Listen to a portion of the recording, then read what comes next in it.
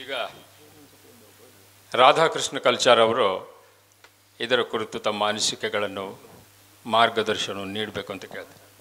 ಈಗಾಗಲೇ ನಮ್ಮ ಕೈ ಕಟ್ಟಿದ್ದೀರಿ ಅಥವಾ ಬಾಯಿ ಕಟ್ಟಿದ್ದೀರಿ. ಇವತ್ತಿನ ವಿಷಯವನ್ನೇ ಇಟ್ಟುಕೊಂಡು ಮಾತಾಡಬೇಕು ಅಂತ ಹೇಳಿದ್ದರಿಂದ ನಾನು ತಾತ್ವಿಕವಾಗಿ ಮತ್ತು ಅವರು ಇವತ್ತಿನ ಪ್ರಾಯೋಗಿಕ ನೆಲೆಯಿಂದ ಮಾತಾಡುವಂತಿದ್ದೆವು. ಆದರೂ ಪ್ರಯತ್ನ ಮಾಡ್ತೇನೆ. ಯಾಕಂದರೆ ಇಂತಹ ಒಂದು ಎತ್ತುಗಡೆಯಂತಹ ತಾಂತ್ರಿಕ ವಿಷಯವನ್ನು ನಾವು ಚರ್ಚೆ ಮಾಡುವಾಗ ಬೇರೆ ಬೇರೆ ಸಂದರ್ಭಗಳನ್ನು, ಭಾವಗಳನ್ನು, ಸನ್ನಿವೇಶಗಳನ್ನು ಇಟ್ಟು ಮಾತಾಡಬೇಕಾಗ್ತದೆ. ಇವತ್ತು ಮಾಡಿದವರು ತುಂಬ ಚಂದ ಮಾಡಿದರು ಮತ್ತು ತಾಂತ್ರಿಕವಾಗಿ ಅನುಕೂಲ ಆಗುವ ಭಾಗವನ್ನೇ ಈ ಚರ್ಚೆಯ ಸಂದರ್ಭಕ್ಕೆ ಇಟ್ಟುಕೊಂಡಿದ್ದಾರೆ. ಮತ್ತು ಗಣಪತಿ ಹೆಗಡೆಯವರಾಗಲಿ ಜಯರಾಮ್ ಭಟ್ರಾಗಲಿ ನನಗೆ ಗೊತ್ತಿಲ್ಲದವರೇನೂ ಅಲ್ಲ. ಅವರ ಬೇರೆ ಇದಕ್ಕಿಂತ ಉತ್ತಮ ನಿರ್ವಹಣೆಗಳನ್ನು ನಾನು ನೋಡಿದ್ದೇನೆ. ಈಗಲೂ ನೆನಪುಂಟು, ಕೃಷ್ಣಾರ್ಜುನ ಕಾಳಗದ ನಾರದನಾಗಿ ನನ್ನ ಕೃಷ್ಣನ ಜೊತೆಯಲ್ಲಿ ತುಂಬ ಚಂದದ ಸಂವಾದ ಮಾಡಿದವರು ಗುಂಜಗೋಡು ಗಣಪತಿ ಹೆಗಡೆ ಅವರು. ಈ ಪದ್ಯದ ಎತ್ತುಗಡೆ ಎಂಬುದು ಒಂದು ಅತ್ಯಂತ ಅಗತ್ಯದ ವಿಷಯ.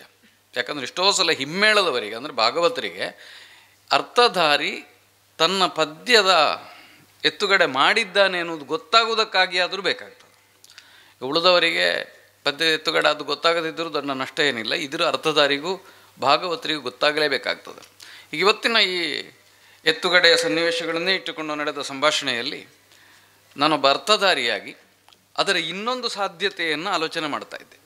ಹಾಗಾಗಿ ನಾನು ತಾತ್ವಿಕವಾಗಿ ಏನಿದನ್ನು ಪ್ರತಿಪಾದಿಸ್ತೇನೋ ಅದನ್ನು ಇವತ್ತಿನ ಇದಕ್ಕೆ ಅನ್ವಯ ಮಾಡಿದರೆ ಹೇಗೆ ಮಾಡಬಹುದು ಅನ್ನೋದನ್ನು ಇಟ್ಟುಕೊಂಡು ನೋಡ್ತಾ ಇದ್ದೇನೆ. ಎತ್ತುಗಡೆ ಎಂಬುದನ್ನು ಯಾವ ಯಾವ ನೆಲೆಯಿಂದ ಮಾಡಬಹುದು ಅಂತ ಈಗಾಗಲೇ ನನ್ನ ಅರ್ಥಾಲೋಕ ಎಂಬ ಪುಸ್ತಕದಲ್ಲಿ ನಾನು ಹೇಳಿದ್ದೇನೆ. ಜೋಶಿಯವರ ಪುಸ್ತಕದಲ್ಲಿ ಕೂಡ ಅಂತಹ ಸನ್ನಿವೇಶಗಳನ್ನು ಅವರು ಮೆನ್ಷನ್ ಮಾಡಿದ್ದಾರೆ. ಬಹುಸಾಮಾನ್ಯವಾಗಿ ಇದಕ್ಕೆ ಒಗ್ಗಬಹುದಾದ ಒಂದು ಸನ್ನಿವೇಶ ಸಂಧಾನದ ಧನುಜರಿ ಪುನಗುತೆಂದ ಎಂಬ ಒಂದು ಪದ್ಯ. ಕೃಷ್ಣ ಕೌರವನ ಆಕ್ಷೇಪವನ್ನು ಕೇಳಿದ ಮೇಲೆ ಅದಕ್ಕೆ ಉತ್ತರಿಸಬೇಕಾದ ಸನ್ನಿವೇಶ. ಯಾಕೆ ನಮ್ಮಲ್ಲಿ ಊಟ ಮಾಡಲಿಲ್ಲ ಎಂಬ ಆಕ್ಷೇಪಕ್ಕೆ ಪದ್ಯದಲ್ಲಿ ಧನುಜರಿ ಪುನಗುತೆಂದ ಅಂತ ಪ್ರಾರಂಭ ಆಗ್ತದೆ. ಎತ್ತುಗಡೆ ಹೇಗೆ ಮಾಡಬೇಕು? ನೀವು ಶಾಬ್ದಿಕವಾಗಿ ಎತ್ತುಗಡೆ ಮಾಡುವುದಾದರೆ ಧನುಜರಿಪು ಆದ ನಾನು ಅಂತ ಮಾಡಬೇಕು. ಅದು ಅತ್ಯಂತ ಬಾಲಿಶ ಆಗ್ತದೆ, ಚೆಂದ ಆಗುವುದಿಲ್ಲ. ನಗುತೆಂದ ಅಂತ ಇದೆ. ಸಾಮಾನ್ಯ ಒಂದು ಹಂತದವರೆಗೆ ಅರ್ಥಧಾರಿಗಳು ಅಯ್ಯ ನನಗೆ ನಗು ಬರುತ್ತಿದೆ ಅಂತ ಬಾಯ್ಬಿಟ್ಟು ತಮ್ಮ ಮನೋಧರ್ಮವನ್ನು ಹೇಳ್ತಾರೆ. ತುಂಬ ಯಶಸ್ವಿಯಾದ ಮತ್ತು ಒಳ್ಳೆಯ ಎತ್ತುಗಡೆ ಯಾವುದಲ್ಲಿಗೆ ಅಂತಂದರೆ ನಗುವೆ. ಆ ನಗುವನ್ನು ಹೇಗೆ ಅಭಿವ್ಯಕ್ತಿಸ್ತಾನೆ ಅರ್ಥಧಾರಿ ಅನ್ನೋದು ಅವರವರ ಸಾಮರ್ಥ್ಯಕ್ಕೆ ಬಿಟ್ಟದ್ದು. ಆದರೆ ಬರೀದೇ ಒಂದು ನಗುವೇ ಒಂದು ಎತ್ತುಗಡೆ ಆಗಬಹುದಾದ ಸನ್ನಿವೇಶ ಅದು. ಭಾಗವತರಿಗೆ ಅರ್ಥ ಆಗ್ತದೆ. ಧನುಜರಿ ಪುನಗುತೆಂದ ಪದ್ಯಕ್ಕೆ ಹೋಗ್ತಾರೆ. ಇಂತಹ ಈಗಲೇ ಕೇಳಿಬಿಡುತ್ತೆ ಅಲ್ಲಿ ಮಾತಾಡಲಿಕ್ಕೆ ಅಲ್ಲ, ನಾನು ಬಂದ ಮಾತಾಡೋದು. ತುಂಬ ಜನ ಭಾಗವತರಿಗೆ ನಾವು ನಗಡಿದ್ದೇ ಗೊತ್ತಾಗಲಿಲ್ಲ. ಇದು ನಿಮಗೂ ಅನುಭವ ಆಗಿರ್ಬೋದು. ಗೊತ್ತಾಗಲಿಲ್ಲ, ಎಲ್ಲರಿಗೆ ಗೊತ್ತಾಗಲಿಲ್ಲ. ಅಂದರೆ ಎನಲು ಕೇಳು ತಲಾಗ ಶತ್ರುಹವನ್ನು ಏನು ಮಾಡಿದರೂ ಗೊತ್ತಾಗಲಿಲ್ಲ. ಶತ್ರುಘ್ನನೇ ಹೇಗೆ ಹೇಳಬೇಕಾಯಿತು ಎನಲು ಕೇಳು ತಲಾಗ ಅಂತ ಹೇಳಬೇಕಾಯ್ತು. ಒಂದು ನನ್ನ ಪೂರ್ವ ಪಕ್ಷ. ನೀವು ದೀರ್ಘ ಈ ಇದರದ್ದು ರಂಗಣ್ಣನಿಗೂ ಪಕ್ಷ. ನಿಮ್ಮ ಪೂರ್ವ ಪಕ್ಷ ತುಂಬ ಚಂದದ ಪಕ್ಷ. ಒಳ್ಳೆ ಎತ್ತುಗಡೆ ಅದುವೇ. ಯಾವುದು? ಎನಲು ಕೇಳು ತಲಾಗ ಪದ್ಯ ಅಂತ ಭಾಗವತರಿಗೆ ಹೇಳೋದು ಬಹಳ ಒಳ್ಳೆ ಎತ್ತುಗಡೆ. ಅದಕ್ಕಿಂತ ಒಳ್ಳೆ ಎತ್ತುಗಡೆ ಇಲ್ಲ. ಆದರೆ ನಾವು ಕಲಾತ್ಮಕವಾದ ನೆಲೆಯಿಂದ ಮಾತಾಡುವಾಗ ನಮ್ಮ ಇವತ್ತು ನಾವು ಫೇಸ್ ಮಾಡ್ತಾ ಇರೋ ಸಮಸ್ಯೆಗಳಿಗಿಂತ ಹೆಚ್ಚು ಒಂದು ತಾತ್ವಿಕವಾಗಿ ಹೀಗಿದೆ ಅಂತ ನೋಡ್ತಾ ಇದ್ದೇವೆ. ಇಂಥ ನೀವು ಹೇಳಿದ ಸನ್ನಿವೇಶಗಳು ತುಂಬ ಇದ್ದಾವೆ. ಏನು ಮಾಡಿದರೂ ಅರ್ಥ ಆಗದ ಮತ್ತು ಪದ್ಯಗಳನ್ನು ಬರೆದು ಕೊಟ್ಟು ಅದನ್ನೇ ಎತ್ತಿದಾಗಲೂ ಗೊತ್ತಾಗದೆ ತುಂಬ ಅನಾಹುತಗಳಾಗ್ತವೆ. ಅದು ಬಿಡಿ, ಅದು ಇಂಬ್ಯಾಲೆನ್ಸು ಈ ಕ್ಷೇತ್ರದ್ದು. ಈ ನೆಲೆಯಿಂದ ಎತ್ತುಗಡೆ ಎನ್ನುವುದಕ್ಕೆ ಬೇರೆ ಬೇರೆ ಆಯಾಮಗಳಿದ್ದಾವೆ. ನಾನು ಇವತ್ತು ಯೋಚಿಸ್ತಾ ಇದ್ದದ್ದು, ನಾನು ಅರ್ಥಧಾರಿಯಾದರೆ ಹೇಗೆ ಇನ್ನೊಂದು ಎತ್ತುಗಡೆಯನ್ನು ಮಾಡುತ್ತಿದ್ದೆ ಅಂತ. ನಾನಾಗ ಹೇಳಿದ ಹಾಗೆ ಭಾವದಿಂದ ಒಂದು ಎತ್ತುಗಡೆ ಮಾಡೋದು.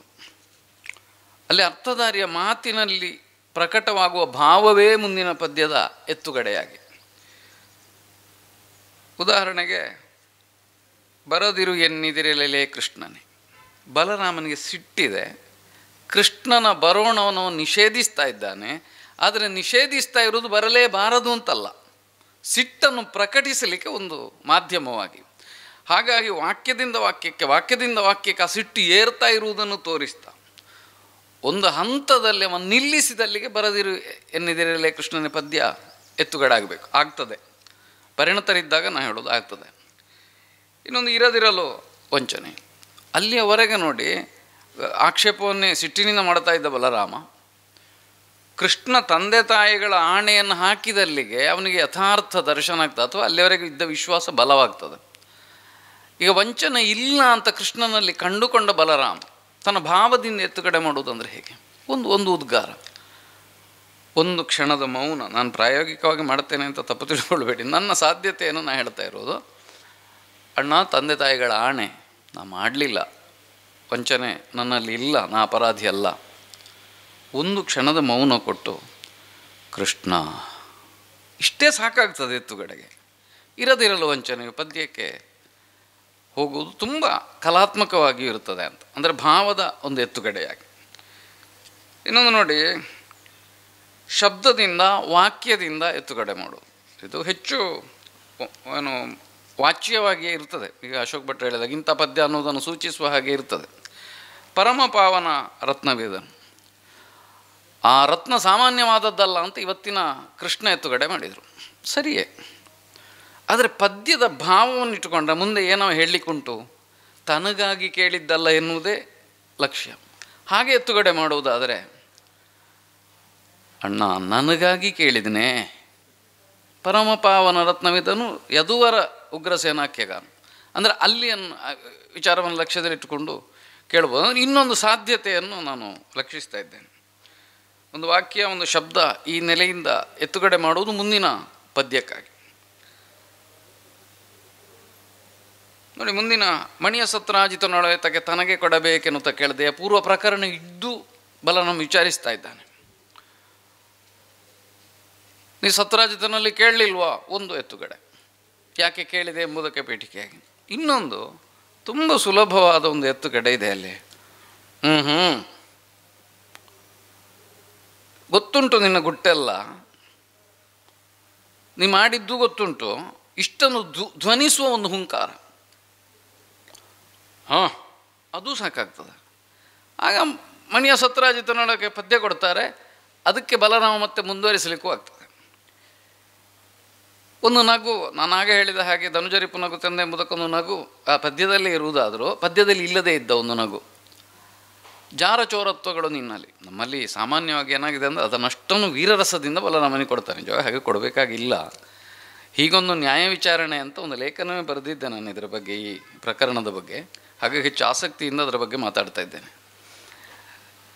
ಕೃಷ್ಣ ಹೇಳಿದ ಹೌದು, ಅದನ್ನು ನಂಬುವ ಹಾಗಿಲ್ಲ. ಯಾಕಂದರೆ ಅವನ ಪೂರ್ವ ಚರಿತ್ರೆ ಹಾಗುಂಟು, ಒಬ್ಬನ ಕ್ಯಾರೆಕ್ಟರ್, ಅವನ ವ್ಯವಹಾರ, ಅವನು ಪಾಲ್ಗೊಂಡ ಘಟನೆಗಳು, ಇದೆಲ್ಲದಕ್ಕೂ ಕೂಡ ಅನುಕೂಲವ ಪ್ರತಿಕೂಲವಾಗಿ ನಿಲ್ತದೆ ಹೇಗೋ ಹಾಗೆ. ಇದನ್ನು ಹೇಗೆ ಸೂಚಿಸೋದು? ಇವಿಷ್ಟು ಪ್ರಾಮಾಣಿಕವಾಗಿ ತಾನು ಮಾಡಲಿಲ್ಲ ಎಂಬುದನ್ನು ಹೇಳ್ತಾ ಇದ್ದಾನೆ ಎನ್ನುವುದನ್ನು ಕೇಳಿದ ಮೇಲೆ ಒಂದು ಅಪಹಾಸ್ಯದ ನಗು ಸಾಕಾಗ್ತದೆ. ಹೇಯೇ, ಇಷ್ಟೇ ನಿನ್ನದು ಜಾರಚೋರತ್ವಗಳು ನಿನ್ನಲ್ಲಿ ಮಾರಿಹುದು, ನೀವು ಮೊದಲು ಮಾಡಿದ್ದೆಲ್ಲ ದುರ್ಬುದ್ಧಿಯ ಬೇಡದ್ದೇ, ಆದ ಕಾರಣ ನಿನಗೆ ಹೇಳೋದಕ್ಕೆ ಯಾವ ಮೌಲ್ಯವೂ ಇಲ್ಲ ಅಂತ. ಈ ತಿರಸ್ಕಾರದ ಒಂದು ನಗು, ಒಂದು ಅಪಹಾಸ್ಯದ ಒಂದು ಲೇವಡಿಯ ನಗು ಒಂದು ಎತ್ತುಗಡೆ ಆಗುವ ಒಂದು ಸಾಧ್ಯತೆ, ನಾನು ಅದನ್ನು ಆ ಪಾಸಿಬಿಲಿಟಿಯನ್ನು ಆಲೋಚನೆ ಮಾಡ್ತಾ ಇದ್ದೆ. ಮೌನವೂ ಒಂದು ಎತ್ತುಗಡೆ. ಇಷ್ಟೆಲ್ಲ ಹೇಳಿದ ಮೇಲೆ ಬಲರಾಮ ಹೇಳಿದ, ನೀನು ಹೋಗು ಹುಡುಕಿತ. ಪ್ರೀತಿಯೊಳು ಬಲಭದ್ರಗೊಂದಿಸಿ ಪದ್ಯ ಸಾಮಾನ್ಯವಾಗಿ ಅಣ್ಣ ನಮಸ್ಕರಿಸ್ತಾ ಇದ್ದೇನೆ ಅಂತ ಎಂಥದ್ದು ತಗೊಳ್ತಾರೆ. ಕೃಷ್ಣ ಏನು ಹೇಳದಿದ್ರೂ ನಡೀತದೆ, ಅಲ್ಲಿ ಸುಮ್ಮನೆ ಇರೋದು. ಪದ್ಯ ಹೇಳಿದ ಮೇಲೆ ಅವನ ಆ್ಯಕ್ಷನ್. ಅದೇ ಮೌನವನ್ನು ಇರದಿರಲು ವಂಚನೆಯ ಪದ್ಯಕ್ಕೆ ಮೊದಲು ಬಲರಾಮನು ಸಾಧಿಸಬಹುದು ಅಂತ. ಆದರೆ ಮೌನವಾಗಿರುವುದು ಇವನ ಎತ್ತುಗಡೆ ಎನ್ನುವುದು ಭಾಗವತರಿಗೆ ಅರ್ಥ ಆಗೋದು ಹೇಗೆ ಅಂತದ್ದು ಅಶೋಕ ಭಟ್ರು ಹೇಳಿದ ಸಮಸ್ಯೆ, ನಿತ್ಯ ಸುಡ್ತಾ ಇರುವ ಸಮಸ್ಯೆ, ಎಂತ ಮಾಡಲಿಕ್ಕೆ ಬರೋದಿಲ್ಲ. ಪ್ರತಿಭೆಗಳ ಏನು ಗುಣಮಟ್ಟದ ವ್ಯತ್ಯಾಸದಿಂದಾಗಿ ಬರುವ ಸಮಸ್ಯೆ ಕೂಡ ಹೌದು. ಇದು ಅಪರಿಹಾರ್ಯ ಅಂತ ನನಗೆ ಕಾಣುತ್ತದೆ. ಆದರೆ ಇದ್ದದರಲ್ಲಿ ನಾವು ರಿಪೇರಿ ಮಾಡಿಕೊಳ್ಳಬಹುದಾದ್ದು ಹೀಗೆ. ಅಥವಾ ಮೊದಲು ಹೇಳೋದು, ನೋಡಿ ಆ ಪದ್ಯಕ್ಕೆ ನಾನು ಎತ್ತುಗಡೆ ಅಂತ ಮಾಡೋದಿಲ್ಲ, ನೀವು ಗ್ರಹಿಸಿ ಅಂತ ಮೊದಲೇ ತಯಾರಿ ಮಾಡೋದು. ತಾಣ ಮೊದಲೇ ಅಲ್ಲಿ ಸಾಧ್ಯ ಇಲ್ಲದ ಮತ್ತು ತುಂಬ ಸಂಕಟ ತರುವ ಕೆಲಸ ಪೂರ್ವ ತಯಾರಿ. ಸಂವಾದ ವಿಸ್ತಾರವಾಗಿ ಹೋಗಿದೆ, ಚೆನ್ನಾಗಿ ಆಗಿದೆ. ಆದರೆ ಈಗ ಯಾವುದು ವಿವೇಚನೆಗೆ ಕೇಂದ್ರ ವಿಷಯವೋ ಅದನ್ನು ಮಾತ್ರ ಸೆಂಟ್ರಲೈಸ್ ಮಾಡಿ ನಾವು ಹೋಗುವ. ಪದ್ಯ ಎತ್ತುಗಡೆ, ತಾಳಮದ್ದಲೆಯಲ್ಲಿ, ಅರ್ಥಗಾರಿಕೆಯಲ್ಲಿ ಒಂದು ನಿರ್ಣಾಯಕವಾದ ವಿಷಯ. ಕಲ್ಚಾರರು ಮೌನವು ಒಂದು ಎತ್ತುಗಡೆ ಆಗುತ್ತದೆ ಅಂದರು. ಪದ್ಯ ಎತ್ತುಗಡೆಗೆ ಪ್ರಾರಂಭಿಕ ಹಂತ ಅದುವೇ. ಮೊದಲಿನ ಪದ್ಯದ ಅರ್ಥ ಹೇಳಿ ಮುಗಿಸಿದಲ್ಲಿಗೆ ಅವ ನಿಲ್ಲಿಸಿ ಎದುರಿನವ ತೊಡಗದೇ ಇದ್ದರೆ ಪದ್ಯ ಆರಂಭ ಅಂತ ಲೆಕ್ಕ. ಇದು ಅರ್ಥಗಾರಿಕೆ ಕಲಿಯುವ ಹಂತದಲ್ಲಿ ಅವರು ಹೇಳಿದ್ದು ಧ್ವನಿಪೂರ್ಣವಾಗಿ ಸುಮ್ಮನಿರಬಹುದು ಅಂತ. ಆದರೆ ಸುಮ್ಮನಿರುವುದು ಒಂದು ಪದ್ಯ ಎತ್ತುಗಡೆಯ ವಿಧಾನವೇ. ಶಬ್ದಶಃ ಎತ್ತುಗಡೆ ಮಾಡುವುದು. ಪದ್ಯದಲ್ಲಿದ್ದ ಪ್ರಾರಂಭದ ಶಬ್ದ, ಒಂದು ಶಬ್ದವೋ, ಎರಡು ಶಬ್ದವೋ, ಮೂರು ಶಬ್ದವೋ, ಮೊದಲ ಸೊಲ್ಲೋ, ಅದನ್ನು ಯಥಾವತ್ತಾಗಿ ಹೇಳುವುದು ಒಂದು ಎತ್ತುಗಡೆ. ಇದು ಕೂಡ ಯಕ್ಷಗಾನದಲ್ಲಿ ರೂಢಿಯಲ್ಲುಂಟು. ಆದರೆ ಅದರಲ್ಲಿ ಒಂದು ಅಪಾಯ ಉಂಟು. ಎಲ್ಲ ಪದ್ಯವನ್ನು ಹಾಗೆ ಎತ್ತುಗಡೆ ಮಾಡುವುದಕ್ಕಾಗುವುದಿಲ್ಲ. ಕೇಳು ಜನಮೇಜಯನೆ ಅಂತ ಒಂದು ಪದ್ಯ ಇದ್ದರೆ ನೀವು ಅದನ್ನು ಎತ್ತುಗಡೆ ಮಾಡುವುದು ಹೇಗೆ? ಈಗ ನಾನು ಶೈಲಿಯನ್ನು ಪಾರ್ಥಿವಾಗ್ರಣಿ ಕೇಳುವ ಶರಸೈತು ಪದ್ಯದ ಅರ್ಥಕ್ಕೆ ಅರ್ಜುನನಾದವ ಪಾರ್ಥಿವಾಗ್ರಣಿಯಾದ ನಾನು ಅಂತ ಅರ್ಥ ಶುರು ಮಾಡಿದ್ದು ಉಂಟು. ಅಲ್ಲ, ಹಿಂದಿನ ಕ್ರಮದಲ್ಲಿ ಅದನ್ನು ತುಂಬ ತಪ್ಪು ಅಂತ ನಾವು ಕಂಠೋಕ್ತ ಮಾಡುವಾಗಿಲ್ಲ. ಜೋಶಿಯರ ಭಾಷೆಯಲ್ಲಿ ಹೇಳುತ್ತಿದ್ದರೆ ಅದು ಇತ್ತು. ಆದ್ದರಿಂದ ಅದನ್ನು ಈಗ ಪದ್ಯ ಎತ್ತುಗಡೆ ಅಂದರೆ ಇನ್ನೂ ಒಂದು ಪದ್ಯವನ್ನೇ ಹೇಳುವುದು. ಈಗ ಇಲ್ಲಿದ್ದವರಿಗೆ, ಉತ್ತರ ಕನ್ನಡದವರಿಗೆ ಅದು ತುಂಬ ಸುಪರಿಚಿತ. ಅದರ ಪ್ರಬಲ ಹೇಳಿದರು ಅಲ್ಲ, ಮಾಬಲೆಗಡೆಯಂತೆಯವರು ಅದನ್ನು ಅತ್ಯಂತ ಶ್ರೇಷ್ಠ ವಿಧಾನದಲ್ಲಿ ನಿರೂಪಿಸಿದಂತಹ ಮಹಾನ್ ಕಲಾವಿದರು. ಹಿರಿಯರ ಪಥದಲ್ಲಿ ಮುಂದುವರಿಯುವುದು ಸರಿಯೇ. ಅದರಲ್ಲಿ ಏನಾಗ್ತದೆ ಅಂದರೆ, ನಾನೀಗ ರಂಗದಲ್ಲೂ ನೋಡ್ತಾ ಇದ್ದೇನೆ, ಯಕ್ಷಗಾನದಲ್ಲೂ ಈಗ ಕವಿಯಾಗಿ ಹೇಳಿದ ವಿಷಯ ಯಾವುದು ಅಂತ ವಿವೇಚನೆ ಇಲ್ಲದೆ ಹಾಗೆ ಹೇಳ್ತಾ ಹೋಗುದು ಪದ್ಯ. ಆಗ ನಾವು ಮಾಡಬೇಕಾದ ಯೋಚನೆ, ಪದ್ಯ ಮತ್ತು ಅರ್ಥಗಾರಿಕೆ ಪ್ರತ್ಯೇಕವೋ ಅಥವಾ ಆ ಪದ್ಯ ಪಾತ್ರದ್ದೇಯೋ ಅಂತ. ಪಾತ್ರದ್ದೇ ಪದ್ಯ, ಪಾತ್ರದ ಅಂಗವೇ ಪದ್ಯ ಅಂತ ನಾವು ಸ್ವೀಕರಿಸುವುದಾದರೆ, ಪಾತ್ರ ಹೇಳಬಹುದಾದಷ್ಟನ್ನು ಮಾತ್ರ ಪದ್ಯದಿಂದ ನಾವು ಆಯ್ಕೆ ಮಾಡಬೇಕು. ಪಾತ್ರ ಹೇಳಲಿಕ್ಕಾಗದ್ದನ್ನು ಕವಿಯದ್ದು ಅಂತ ಗೌಣವಾಗಿಸಬೇಕು. ಈಗ ಪಾರ್ಥಿವಾಗ್ರಣಿ ಕೇಳು ಜನಮೇಜಯನೆ ಇದು ಹೇಗೂ ಆಯ್ತಲ್ಲ. ಈಗ ಕರ್ನಾರ್ಜುನ ಪ್ರಸಿದ್ಧ ಪದ್ಯ ಎಲೆ ಭಾನುಜಾತ, ತುಂಬ ವಾಗ್ವಾದ ವಿವಾದ ಎಲ್ಲ ಆದ ಸನ್ನಿವೇಶ ಅದು. ಎಲೆ ಭಾನುಜಾತ ಕೇಳು ಅಂತ ಉಂಟು. ಶಲ್ಯ ನೇರ ತೆಗೆದ ಬಾಯಲ್ಲಿ ಹಾಗೆ ಹೇಳಿದರೆ ಅವ ಸೂರ್ಯಸುತ ಅಂತ ಗೊತ್ತಿಲ್ಲ. ಪದ್ಯ ಎತ್ತುಗಡೆ ಹಾಗೆ ಭಾನುಜಾತ ಅಂತ. ಕೌಶಲ್ಯ ಇದ್ದವರು ಅದಕ್ಕೆ ಭಾನುಜಾತ ಅಂತಲೇ ಎತ್ತುಗಡೆ ಮಾಡುವುದು. ಮತ್ತು ವಿವರಣೆಯಲ್ಲಿ ಭಾನುಜಾತಕ್ಕೆ ಬೇರೆ ಬೇರೆ ಅರ್ಥಗಳನ್ನು ಕೂಡಿಸಿ ಯಾಕೆ ಹೇಳುವುದು ಅಂತ. ತುಂಬ ನಾಟಕೀಯವಾಗಿ ನಿರ್ವಹಿಸುವ ಸಾಮರ್ಥ್ಯ ಇದ್ದವರಿಗೆ ಆ ಎತ್ತುಗಡೆಯನ್ನೊಂದು ರೋಚಕವಾಗಿಸಲಿಕ್ಕಾಗ್ತದೆ. ಎಲೆ ಭಾನುಜಾತ ಅಂತ ಕರೆದ ಕೂಡಲೇ ಕರ್ಣ ದಿಗಿಲಾಗುವುದು, ಇವನಿಗೆ ಹೇಗೆ ಗೊತ್ತಾಯಿತು ಅಂತ. ಆ ಬಳಿಕ ಅವ ವಿವರಣೆ ಕೊಟ್ಟಾಗ ಇವ ಶಾಂತನಾಗುದು. ಇವ ಗೊತ್ತಾಗಿ ಹೇಳಿದ್ದಲ್ಲ, ಇವ ಬೇರೆ ಏನೋ ಹೇಳುವಾಗ ಅದು ತಾಗಿ ಹೋದದ್ದು ಅಂತ ವಾಸ್ತವಕ್ಕೆ. ಇದು ಹೀಗೂ ನಿರ್ವಹಿಸಲಿಕ್ಕೆ ಆಗ್ತದೆ ಪದ್ಯದ ಎತ್ತುಗಡೆಯನ್ನು. ಇನ್ನು ಅದರ ಮುಂದಿನ ಹಂತ ಧ್ವನಿಸುವುದು. ಈಗ ಮುಂದಿನ ಎತ್ತುಗಡೆ ಏನುಂಟು, ಯಾವ ಶಬ್ದ ಉಂಟು, ಯಾವ ವಾಕ್ಯ ಉಂಟು, ಅದನ್ನು ಧ್ವನಿಯಿಂದ ತಂದು ನಿಲ್ಲಿಸುವುದಲ್ಲಿಗೆ. ಅಥವಾ ಮುಂದಿನ ಎತ್ತುಗಡೆಯ ವಿಷಯವನ್ನು ಧ್ವನಿಸಿದ್ರಾಯಿತು, ಯಥಾವತ್ತಾಗಿ ಆ ಶಬ್ದವನ್ನು ಹೇಳಬೇಕಾಗಿಲ್ಲ. ಮತ್ತು ಶ್ರೇಷ್ಠ ವಿಧಾನ ಅಂತ ಹಿರಿಯರೆಲ್ಲ ಹೇಳಿದ್ದು ಕೇಳಿದ್ದು ಮತ್ತು ಅನುಭವದಿಂದ ನಾ ಕಂಡುಕೊಂಡದ್ದು, ಪದ್ಯದ ಸಮಗ್ರ ಆಶಯವನ್ನು ಎತ್ತುಗಡೆಯಲ್ಲಿ ತೋರಿಸುವುದು. ಜೋಶಿಯವರು ಭಾಷಣದಲ್ಲಿ ಹೇಳಿದ್ದು ಕೇಳಿದ್ದೇನೆ, ಅವರೊಂದು ಗ್ರಂಥದಲ್ಲಿ ಉಲ್ಲೇಖಿಸಿದ್ದು ಕೇಳಿದ್ದೇನೆ.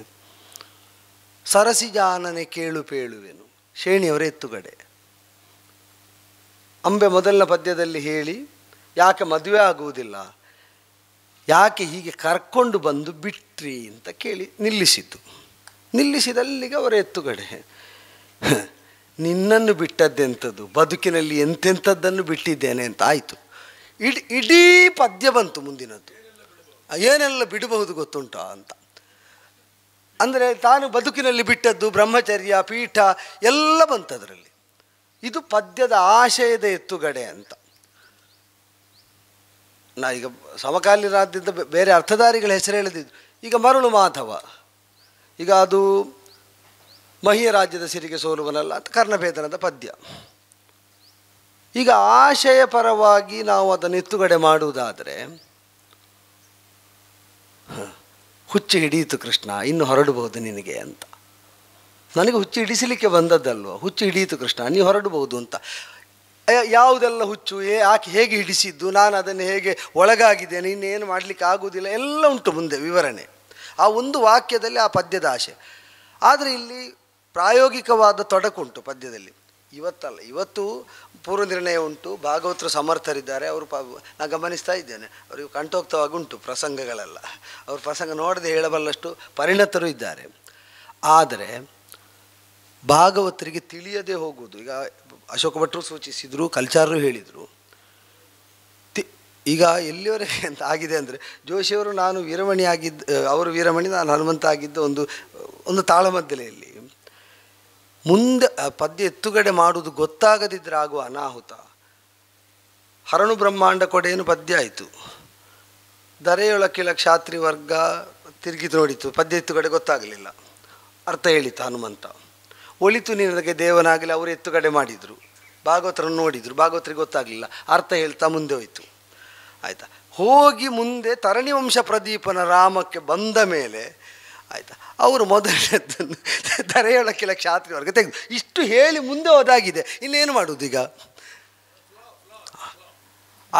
ಎಲ್ಲಿಯವರೆಗೆ ನಾನು ಭಾಗವತರು ವ್ಯಕ್ತಿಗಳು ಬೇಡ, ಇವರು ಒಳಗೆ ಬಂದು ಹೇಳಿದ್ದಕ್ಕೆ ಅವ ಮೈ ಮೇಲೆ ಬಂದಿದ್ದಾನೆ ಭಾಗವತರು. ನನಗೆ ನೀವೆಂಥದ್ದು ಹೇಳುವುದು ಅಂತ. ಹೌದು, ನಿಜವಾಗಿ ಸಂಯೋಜಕರು ಅವರನ್ನು ಎಳ್ಕೊಂಡು ಹೋದ್ದು ಭಾಗವತರನ್ನು. ನೀವು ಹೇಳಲಿಕ್ಕೆ ಯಾರು? ನಾವು ಇಲ್ಲೇ ಕೂಳಕ್ಕೆ ತಿಂಬವರು ಅಲ್ಲ, ಅದು ಅವರ ಭಾಷೆ ಬಿಡಿ. ಅಂದರೆ ನಾವು ಇಲ್ಲೇ ಇರುವವರು, ನೀವು ಅಪರೂಪಕ್ಕೆ ಅರ್ಥ ಹೇಳುವವರು, ನನಗೆಂಥದ್ದು ಹೇಳುವುದು ಅಂತ ಜೋಶಿಯವರಿಗೆ ಕೇಳುವ ಹಾಗೆ ಭಾಗವತರಿದ್ದಾರೆ. ಇದನ್ನು ಯಾಕೆ ನನಗೆ ವ್ಯಕ್ತಿ ವಿಮರ್ಶೆ ಉದ್ದೇಶ ಅಲ್ಲ. ಭಾಗವತರುಗಳ ಮೆಂಟ್ಯಾಲಿಟಿ ಪದ್ಯ ಎತ್ತುಗಡೆಯಲ್ಲಿ ತುಂಬ ನಿರ್ಣಾಯಕವಾದ ಘಟಕ. ಈಗ ನಾನು ಸಂವಾದದ ವಿಷಯವನ್ನು ಡೈವರ್ಟ್ ಮಾಡಿದರೆ ಕ್ಷಮಿಸಿ, ಆದರೆ ಇದಕ್ಕೆ ಅನುಬಂಧಿ ಅಂತ ನನಗೆ ಗ್ರಹಿಸಿದ್ರಿಂದ ನಾನು ಹೇಳುವುದು, ಭಾಗವತರನ್ನು ನಿರ್ದೇಶಕ ಅಂತ ಕರೆಯುವುದು, ಪ್ರಥಮ ವೇಷಧಾರಿ ಅಂತ ಬೇರೆ ಬೇರೆ ಉಪಾಧಿಗಳಿಂದ ಸ್ಥಾನ ಗೌರವವನ್ನು ಕಲ್ಪಿಸಿ ಹೇಳುವುದುಂಟು. ಆದರೆ ಅದಕ್ಕೆ ಒಂದು ಎಲಿಜಿಬಿಲಿಟಿ ಇಲ್ವಾ? ಸಾಹಿತ್ಯ ಓದಿ ತಾಳನಿಬದ್ಧವಾಗಿ ರಾಗಕ್ಕೆ ಸೇರಿಸಿ ಛಂದಸ್ಸಿಗೆ ತಕ್ಕಂತೆ ಹಾಡುವುದು ಅಷ್ಟೇ ಭಾಗವತಿಕೆ. ಆದರೆ ಅವ ಪ್ರಥಮ ವೇಷಧಾರಿಯು ನಿರ್ದೇಶಕನು ಈ ಎಲ್ಲ ನೆಲೆಗೆ ಬರುವುದಿಲ್ಲ.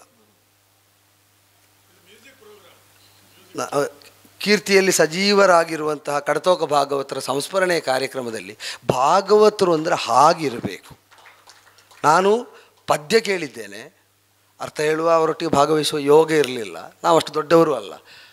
ಆದರೆ ಯಾವ ನೆಲೆಯಿಂದ ತೆಗೆದರು, ಹೇಗೆ ತೆಗೆದರು, ಅರ್ಥಧಾರಿಯ ಮನೋಧರ್ಮವನ್ನು ಗ್ರಹಿಸಿ ಅವರು ಹೇಳಿದ ಸೊಲ್ಲಿನಿಂದ ಎತ್ತುಗಡೆ ಮಾಡುವಂತಹ ಸಾಮರ್ಥ್ಯ, ಅದು ನಾವು ಅನೇಕ ನಮಗೆ ದಂತಕಥೆಗಳಾಗಿ ಕಾಣುವುದು. ಅದು ನಡೆದ ಘಟನೆಗಳನ್ನೇ ಅನೇಕ ಹಿರಿಯರು ಹೇಳುವುದು ನಾನು ಕೇಳಿದ್ದೇನೆ. ದ್ವಂದ್ವದಲ್ಲಿ ಆಗಲಿ ಎತ್ತುಗಡೆಯಲ್ಲಿ ಆಗಲಿ ಅರ್ಥಧಾರಿಗೆ ಸ್ಫೂರ್ತಿ ಕೊಡುವ. ಈಗ ಕುರುರಾಯ ಅವರು ಜೋಶಿಯವರು ಯಾವಾಗಲೂ ನೆನಪಿಸ್ತಾ ಇರುವ ಕುರುರಾಯನದನ್ನೆಲ್ಲ ಇದನ್ನೆಲ್ಲ ಅಂತ ಮಾಡಿ ಕಂಡು ಸಂತಾಪದಲ್ಲಿ ಅಂತ ಆವತ್ತು ಹೇಗಿತ್ತು ಇವತ್ತು ಹೇಗಿತ್ತು ಅಂತ ಗಂಟೆಗಟ್ಟಲೆ ಪೀಠಿಕೆ ಶೇಣಿಯವರು ಹೇಳಲಿಕ್ಕಾಗುವ ಹಾಗೆ ಪದ್ಯ ಹೇಳ್ತಾ ಇದ್ದದ್ದು ಅವರ ಅರ್ಥದ ಎತ್ತುಗಡೆಯನ್ನು ಮಾನಿಸಿ. ಅಷ್ಟು ಶಾರ್ಪ್ ಆಗಿರಬೇಕು. ಈ ಧ್ವನಿಯಿಂದ ಆಶಯದಿಂದ ಅರ್ಥಧಾರಿ ಎತ್ತುಗಡೆ ಮಾಡಿಕೊಟ್ರೆ ಕೂಡಲೇ ತೆಗಿಬೇಕಾಗ್ತದೆ.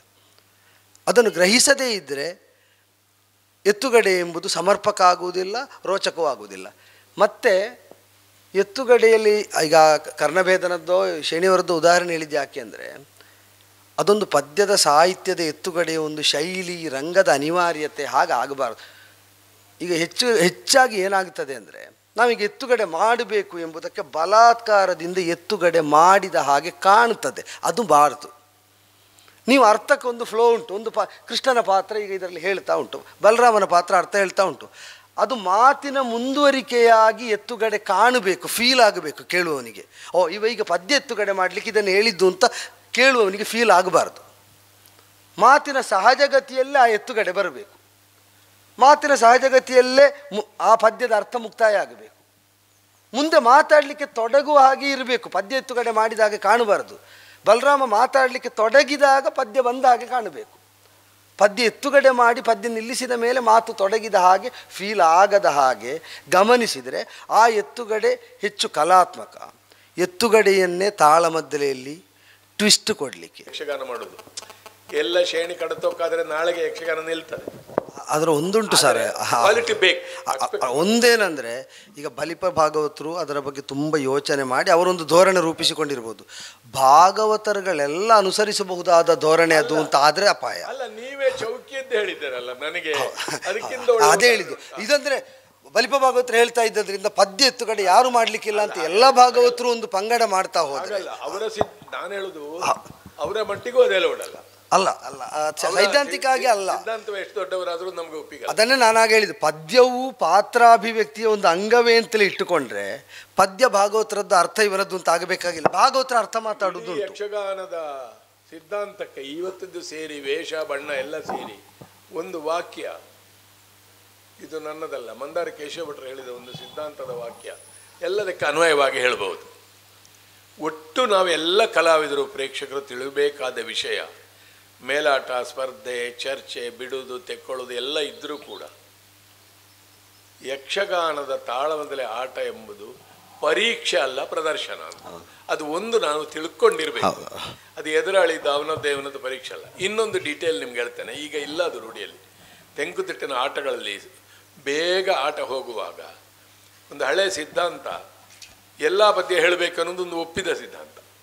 ಅದಕ್ಕೆ ಏನು ಮಾಡೋದು, ಈಗ ದ್ರೋಣನಿಗೆ ಎಲೆ ಭೂಪ ಕೇಳ್ಪಾಂಡು ಜಾತರೊಡನ ನೀನು ಗಳಿಸದಿರ ಹಿತವನು ನಡೆದಾಕ್ಷಣ ಕಡೆಗಾದ ಮೇಲ್ಜಯದ ಹಂಬಲ ಬೇಡ ಸಾರ್ಧವೆನು ತಿಳಿದು ನೋಡವರನ್ನು ಅರಣ್ಯ ಕಟ್ಟಿದರು ಶ್ರೀನಿಲಯನ ಕರುಣದಿಂದ. ಹಾಗೆ 5 ಪದ್ಯ ಉಂಟು. ಬೇಗ ಮಾಡೋದು ಹೇಗೆ ಗೊತ್ತುಂಟಾ, ಒಂದು ಪದ್ಯ ಹೇಳಿ ಅರ್ಥ ಹೇಳುದಲ್ವ ನಾವಾದರೆ ಈಗ 10 ನಿಮಿಷದಲ್ಲಿ ಮುಗಿಸ್ಬೇಕಾದ್ರೆ. ಹಾಗಲ್ಲ, 5 ಪದ್ಯ ಹೇಳುದಂತೆ. ಬೇಗ ಹೋಗ್ಬೇಕು ಅಲ್ಲ, ಬೇಗ ಹೋಗ್ಬೇಕಂದ್ರೆ ಪದ ಬಿಡ್ಲಿಕ್ಕಿಲ್ಲ, ಪದ ಅಲ್ವೋ, ಕಥೆ ಅಂದರೆ ಪದ್ಯ ಅಲ್ವೋ ಅಂತ 5 ಪದ್ಯ ಹೇಳಿ ಒಟ್ಟಿಗೆ ಅರ್ಥ ಹೇಳು. ಈ ಅನುಭವ ಜೋಶಿಯನ್ನು ನೀವು ಹೇಳಿದ ಕಾರಣ ಅದು ನನಗಾಗಿದೆ, ನಿಮಗೂ ಆಗಿರ್ಬೋದು. ಪದ್ಯ ಅದು ಮಗುಳೆ ಪುರುಷೋತ್ತಮದ ಪದ್ಯದಿಂದ ಸ್ವರ್ಣಕುಂಭದವರೆಗೆ ಭಾಗವತ ಪದ್ಯ ಹೇಳಿದ್ದಾರೆ. ಒಟ್ಟಿಗೆ ಒಟ್ಟಿಗೆ ಹೇಳಿದ್ದಾರೆ. ಹೌದೌದು, ನಾನು ಅದು ಹೇಳಿದ ಕಾರಣ ಹಾಲನ್ನೇ ಕೊಟ್ಟೆ ಅಂತ. ಹಾಲು ಕೊಡುವುದೇ, ಮತ್ತೆ ಎದ್ದು ಚಾ ಕುಡಿಲಿಕ್ಕೆ ಹೋದೆ. ಯಾಕಂದ್ರೆ ಇದು ತಾಳಮದ್ದಳೆಯ ಕಾನ್ಸೆಪ್ಟ್ ಅಲ್ಲ, ಅದೇ 2-3 ಕಡೆಯಲ್ಲಿ ಅದೇ ಭಾಗವತರಿಂದ ಆಯ್ತಾ, ಯಾರು ಅಂತ ಬೇಡ. ನಾನು ವಾಸ್ತವ ರಂಗಭಟ್ರು ಹೇಳಿದ ಒಂದು ಅಂಶವನ್ನು ನಾನು ಎತ್ತೇನೆ. ದೊಡ್ಡ ಬಲಿಪರು ಅದು ಅವರಿಗೆ ಸೀಮಿತ ಅಂತ. ಇದನ್ನು ಎಲ್ಲರೂ ದೊಡ್ಡ ಬಲಿಪರ ಅಲ್ಲಲ್ಲ, ಅವರೊಬ್ಬರೇ ಅಲ್ವಾ? ಇಲ್ಲ,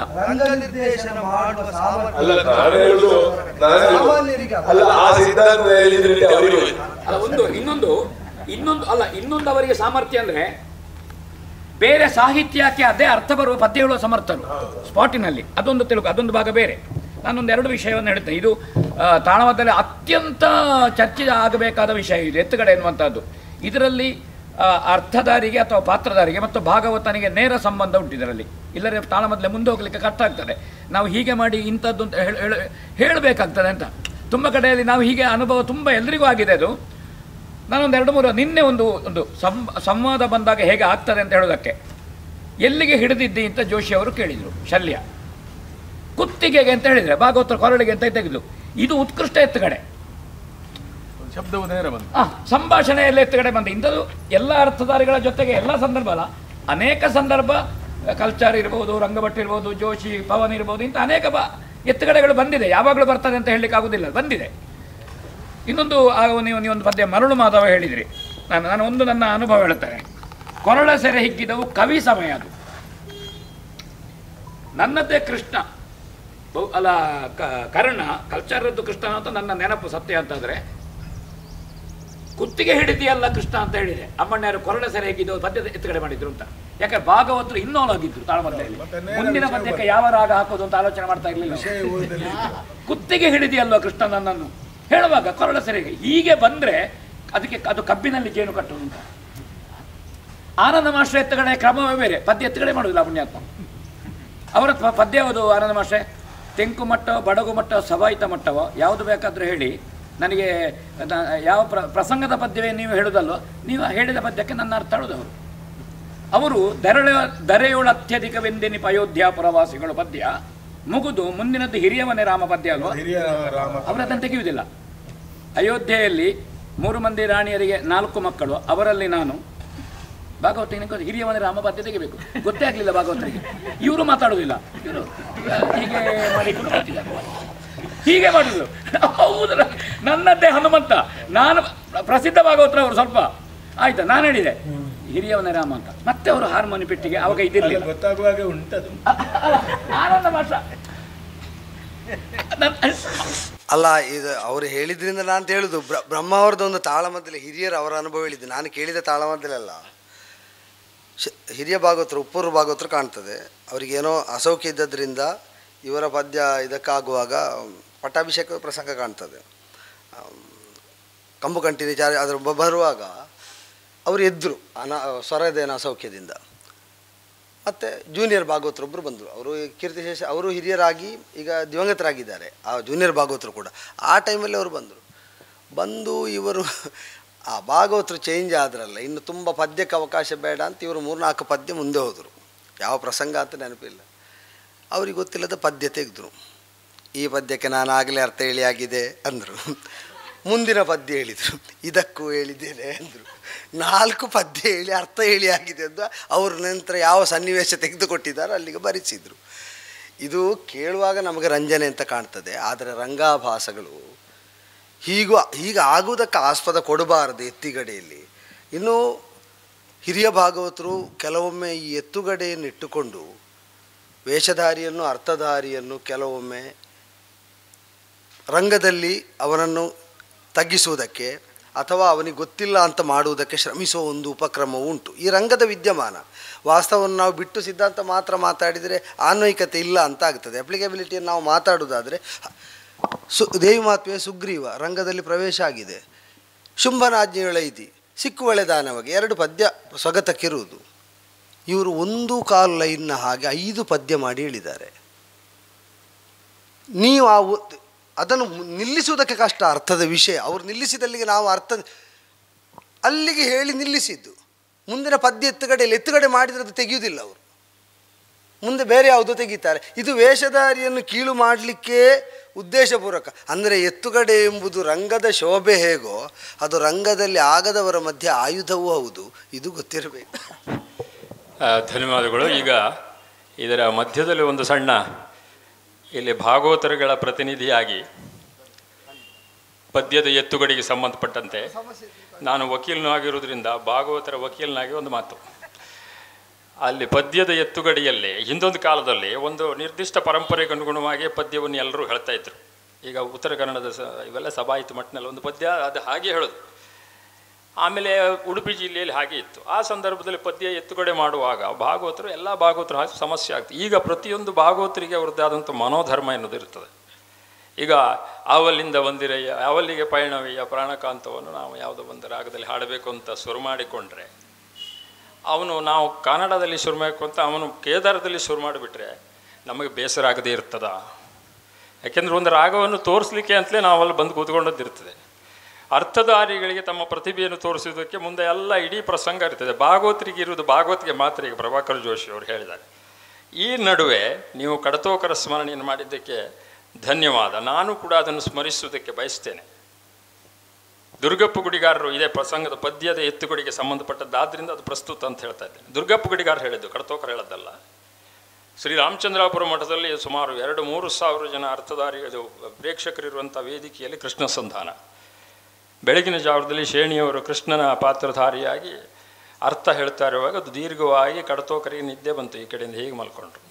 ದುರ್ಗಪ್ಪ ಗುಡಿಗಾರರು ಮದ್ದಳೆ ಮೇಲೆ ಹೀಗೆ ಮಲ್ಕೊಂಡಿದ್ರು. ಆಮೇಲೆ ಇವರು ಏನು ಮೊದಲೇ ಸಂದರ್ಭಕ್ಕೆ ಬರುವುದಿಲ್ಲ ಮಲ್ಕೊಂಡಿದ್ದಾರೆ ಅಂತ ಎಲವ ಪಾತಕ್ಕೆ ಅಂತ ಕೈ ಹೀಗೆ ಮಾಡಿದ್ರಂತೆ. ಆಗ ಕಡ್ತೋಕವರು ಬರೀದೇ ಸಾಯಿದಿರಿ ಅಂತ ಎತ್ತುಗಡೆ ಮಾಡಿದ್ರು.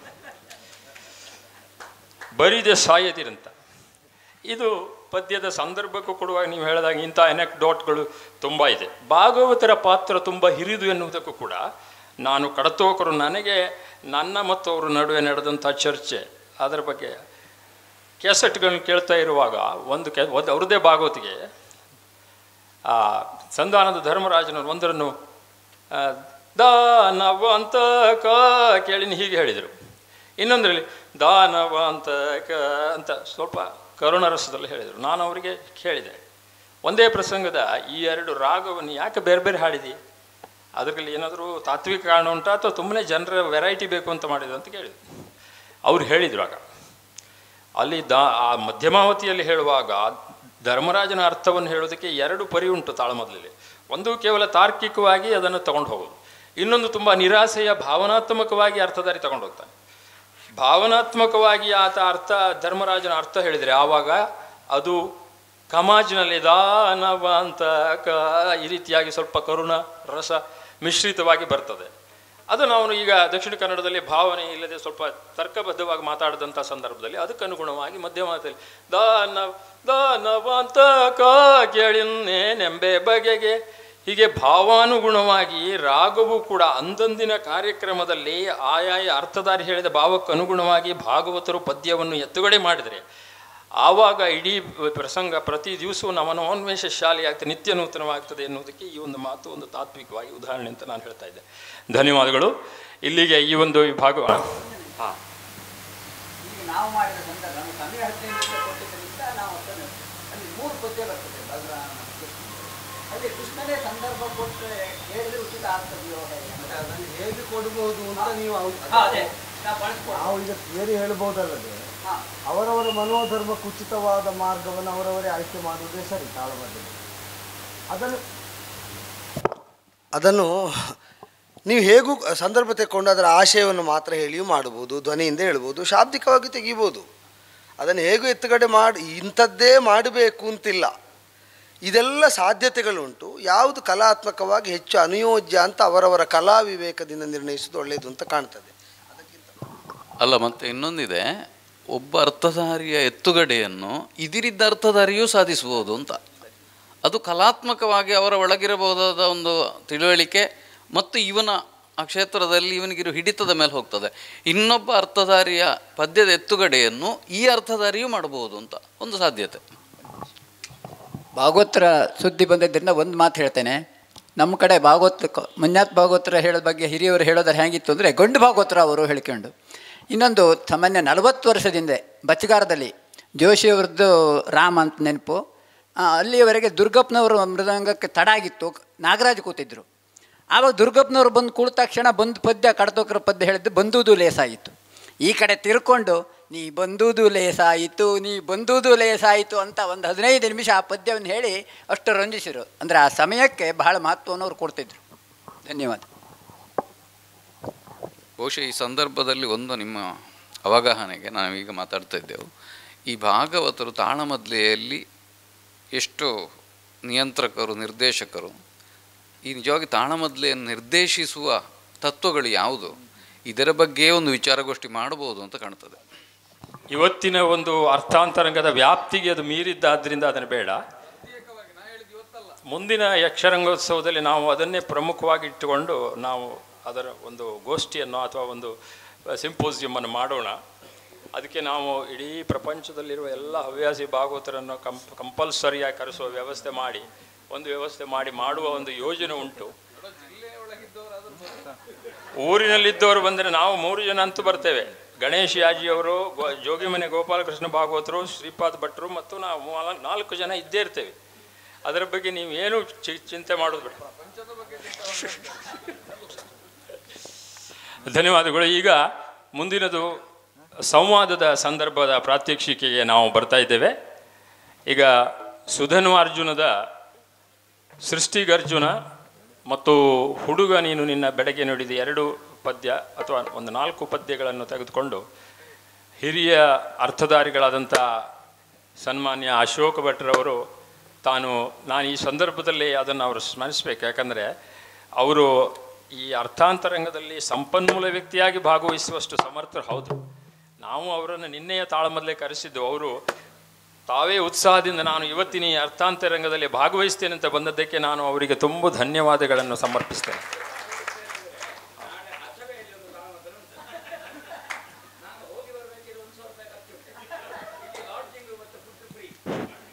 ಅಲ್ಲ, ಅಷ್ಟಾದರೂ ಕೂಡ ಅದು ವಿಶೇಷ ಅಂತಲೇ ನಾನು ಹೇಗೆ ಪರಿಗಣಿಸ್ತೀನಿ. ಯಾಕೆಂದರೆ ನೂರಾರು ಜನ ಹವ್ಯಾಸಿ ಅರ್ಥಧಾರಿಗಳು ಕಲಿಯಬೇಕಾದ ಭಾಗವಹಿಸಬೇಕಾದಂಥ ಈ ಒಂದು ಗೋಷ್ಠಿಗೆ ಸಮಯ ಕಳೆಯುವುದಕ್ಕಾಗಿ ಆದರೂ ನಿಮ್ಮಂಥವ್ರು ಬಂದಿದ್ದೀರಲ್ಲ, ಅದು ನಮಗೆ ತುಂಬ ಸಂತೋಷದ ಸಂಗತಿ. ಈ ಔದಾರ್ಯ ಪ್ರತಿಯೊಬ್ಬ ಹವ್ಯಾಸಿ ಕಲಾವಿದನಲ್ಲಿ ಬರಬೇಕು ಎಂಬ ಸದುದ್ದೇಶದಿಂದ ನಾವು ಇಂಥ ಸಿಂಪೋಸಿಯನ್ ಮಾಡಿದ್ದೀವಿ. ಅದಕ್ಕೆ ಒಬ್ಬ ವೃತ್ತಿ ಕಲಾವಿದರಾಗಿ ಗೌರವ ಕೊಟ್ಟಿದ್ದಕ್ಕೆ ಧನ್ಯವಾದ. ಅವರೊಂದು ಅರ್ಜುನನ ಪಾತ್ರದಲ್ಲಿ ಒಂದು ಸಣ್ಣ ಸಂವಾದವನ್ನು ಹೇಳಿ ನಮ್ಮನ್ನು ರಂಜಿಸಬೇಕು ಅಂತ ಹೇಳಿದ ಹಾಗೆ ಮಿತ್ರರಾದ ಪವನ್ ಕಿರಣಕೆರೆ ಅವರು ಕೂಡ ಇದೇ ರೀತಿಯಲ್ಲಿ ಈ ಒಂದು ಆಮಂತ್ರಣ ಪತ್ರಿಕೆಯಲ್ಲಿ ಅವರ ಹೆಸರುಗಳನ್ನು ಸೂಚಿಸದೇ ಇದ್ದರೂ ಕೂಡ ಅರ್ಥವನ್ನು ಹೇಳಿ ಪ್ರಾತ್ಯಕ್ಷಿಕನ ಮಾಡೋದಕ್ಕೆ ಒಪ್ಪಿದ್ದಕ್ಕೆ ನಮ್ಮ ಸಂಸ್ಥೆ ಪರವಾಗಿ ಅವರ ಕೃತಜ್ಞತೆಯನ್ನು ಸಮರ್ಪಿಸ್ತಾ ಅವರೊಂದು ಪ್ರಾತ್ಯಕ್ಷಿಕನ ಮಾಡಬೇಕಂತ ಕೇಳ್ಕೊಳ್ತೇವೆ. ತಡೆದು ಸೋಧನ್ವನು ಇದಿರಲಿಸೆ ಕಂಡು ನುಡಿಸಿದ ಅರ್ಜುನನ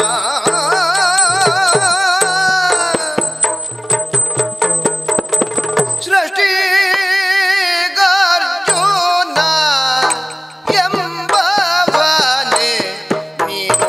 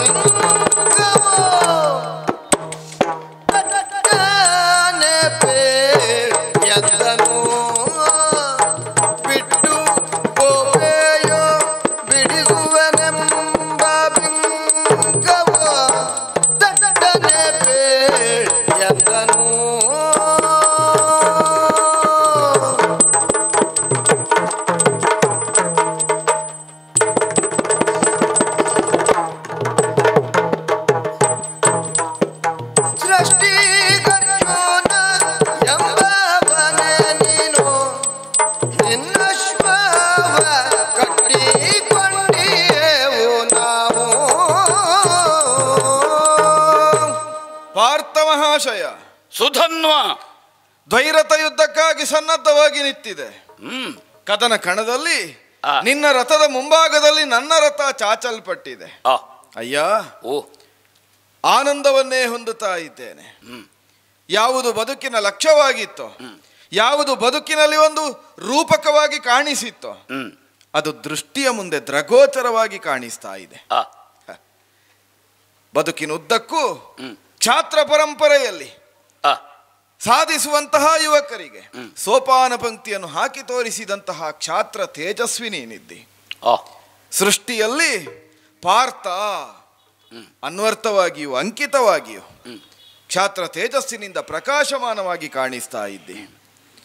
ಇಲ್ಲಿಯೂ ಸೃಷ್ಟಿಯಾಗಿದೆ ಕದನ. ಆಗ ಯೋಚಿಸ್ತಾ ಇರುವುದು ನಾನು, ಈ ಸೃಷ್ಟಿಗೆ ಅರ್ಜುನನೆಂಬವನು ನೀನೇ.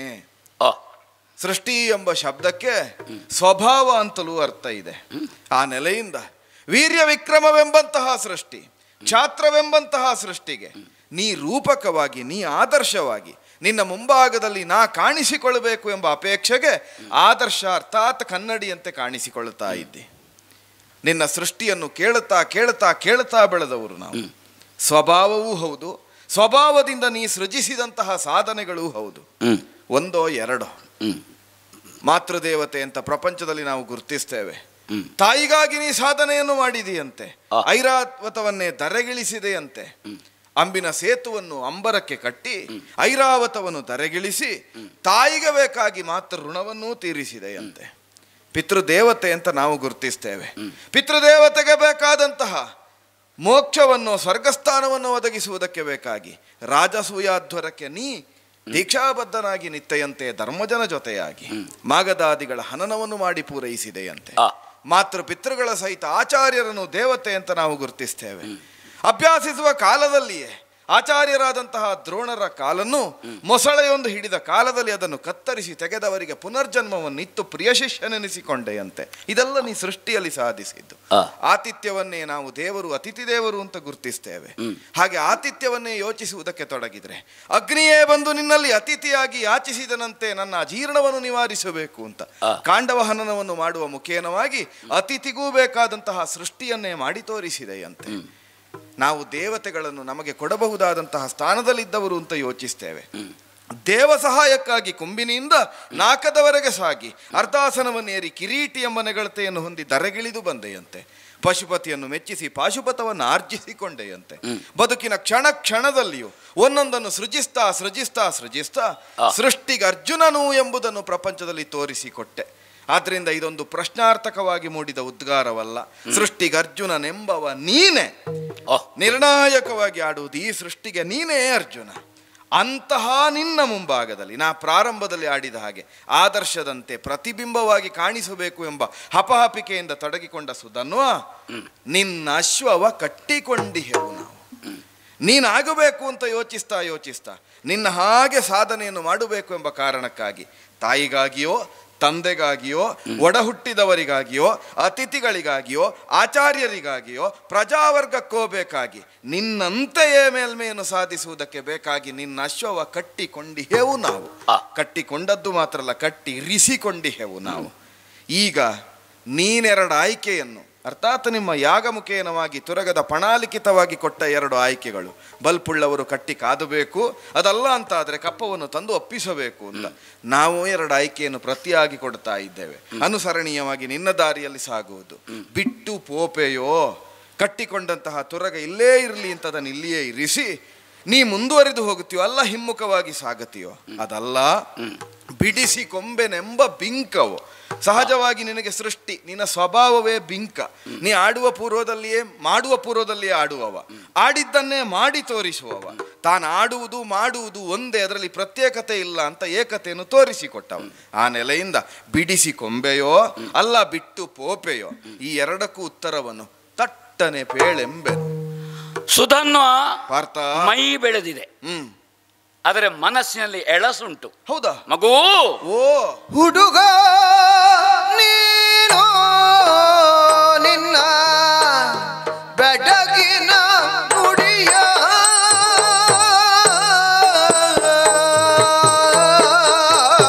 ಹುಡುಗ ನೀನು ನಿನ್ನ ಬೆಡಗಿನ ನುಡಿಯ ಕೊಟ್ಟಿಡು ಕೊಟ್ಟಿಡು ನಿನ್ನ ಬೆಡಗಿನ ನುಡಿಯ ಕೊಟ್ಟಿಡು ಕೊಟ್ಟಿಡು ನಮ್ಮ ಹಯವ ಬಿಡು.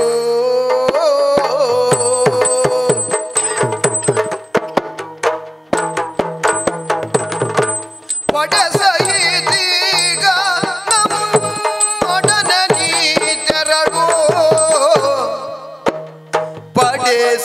ಪಡೆಸಹಿದೀಗ ನಮ್ಮೊಡನೆ ನೀ ತೆರಳು.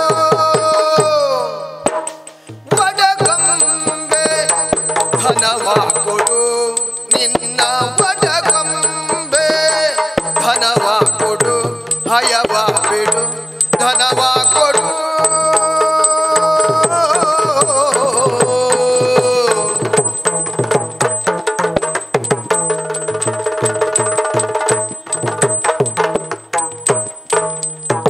ಹುಡುಗ ನೀನು ನಿನ್ನ ಬೆಡಗಿನ ನುಡಿಯ ಕಟ್ಟಿಡು ನಮ್ಮ ಹಯವ ಬಿಡು. ಹುಡುಗ ನೀನು ಫಲರೇ ಸುಧನ್ವ, ಓ ನನ್ನ ಯೌವನ ಜಾಗೃತ ಆಯಿತು. ನನ್ನ ಬದುಕಿನ ಸಿಂಹಾವಲೋಕನವನ್ನು ಮಾಡುವ ಹಾಗೆ ಮಾಡಿದ್ದೀನಿ ನೀನು. ಗಜಗೌರಿಗೆ ಐರಾವತವನ್ನು ತರುವಲ್ಲಿಂದ ತೊಡಗಿ ಏನು ನಾ ಸಾಧನೆ ಮಾಡಿದ್ದೇನೆ, ನನಗೆ ಮರೆವಾಗಿದೆ ಅಂತ ಅರ್ಥ ಅಲ್ಲ. ನೀ ಮೆಲುಕು ಹಾಕ್ತಿ, ನಮಗದು ಸದಾ ಸ್ಮರಣೀಯ. ಹಾಗಾದ್ರೆ ನನ್ನ ಸಾಧನೆ ಸಾರ್ಥಕ ಆಯ್ತೋ ಇಲ್ವೋ? ಒಬ್ಬನ ಸಾಧನೆಯನ್ನು ಮುಂದಿನ ತಲೆಮಾರಿನವರು ಮೆಲುಕು ಹಾಕ್ತಾರೆ ಅಂತಾದ್ರೆ ನಮ್ಮ ಬದುಕು ಸಾರ್ಥಕ ಆಯ್ತು. ಆರ್ಯಾವರ್ತದ ಸಂಸ್ಕೃತಿ, ಇಲ್ಲಿಯ ಸನಾತನಿಕೆ, ಇಲ್ಲಿಯ ನಂಬಿಕೆ, ಇಲ್ಲಿಯ ನಡವಳಿಕೆ ಇದೊಂದು ಪರಂಪರೆಯಿಂದ ಬಂದದ್ದು. ಸತ್ಯ. ನಮ್ಮ ಕಾಲಕ್ಕಾಗುವಾಗ ಬಿಲ್ಲಾಳುಗಳಾದಂತಹ ನಾವು ಕೋದಂಡ ದೀಕ್ಷಾಪತಿಯಾದಂತಹ ರಾಮನನ್ನು ಒಂದು ಆದರ್ಶವಾಗಿ ನೆನಪಿಸುವುದು, ಮೆಲುಕು ಹಾಕುವುದು. ಆದ್ರೆ ಹಾಗಾಗಬೇಕು.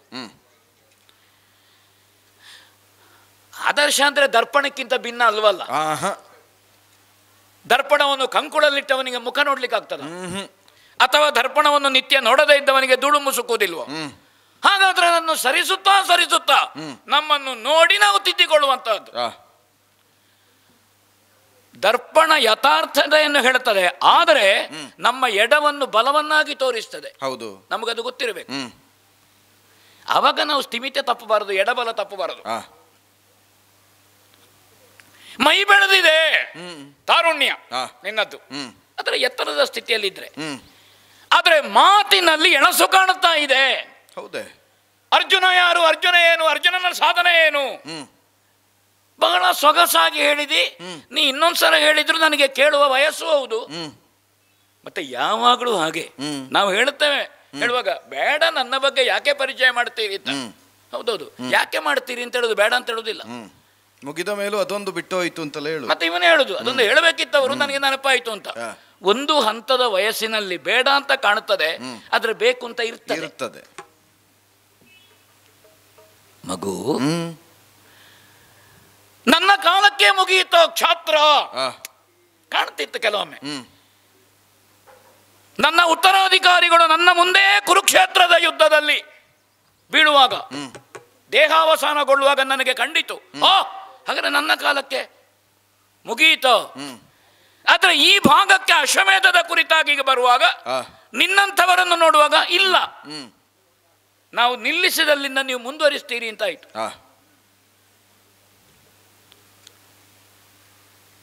ನಿನ್ನ ಪಿತೃ ಮಹಾಶಯರಿಗೆ ಅರ್ಥ ಆಗಿರಬಹುದು, ಆಗದೇ ಇದ್ದವರಲ್ಲ. ಹಾಗಾದ್ರೆ ಯಾಕೆ ಹೀಗೆ ವ್ಯವಹರಿಸಿದ್ರು ಅಂತ ಗೊತ್ತಿಲ್ಲ. ಹೇಗೆ?